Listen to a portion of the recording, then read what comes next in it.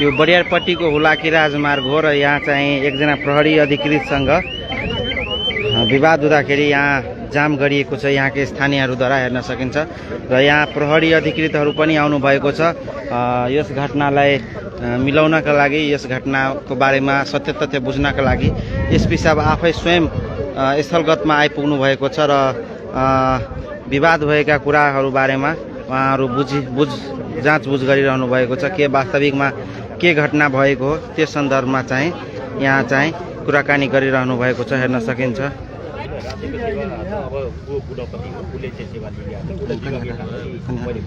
मैले गढमा तानिसकेको छु मैले गढमा आइसकेको छु गढमा आएर एउटा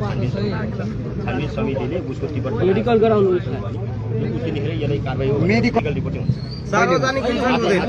गरेको म पनि डाक्टर हो अहिले हामी मेडिकललाई त्यो पठाउँछु हजुरलाई छानबिन समिति अब म गराउँछु म यहाँ आएर मैले बात कारबाही गर्नु हामी जनताको रक्षा गर्नको लागि मात्रै यो भएको बर्दी लगाएको हो म म कुरा पनि गर्छु म हामी आम जनतालाई त कारबाही चाहिँ सार्वजनिक हुनुपर्ने हो कति बेल छले कति बेल छले चाय पिए छले हो जा चाय पिए बेर में एक आदमी ने चाका मात्र पर्दी छले ऊपर ब्लैक जाके पानी चले बाटो नै खोलो के है पूछो न कल हम डीएसपी छिए हां हैन बाटो नै खोले के हैन जो सब त्यो एउटा लिखित जनताको झुकेको काम हो एसपी साहब हो विकास दाजु हो आए गप्प न हो कति हमरा सब देबे नै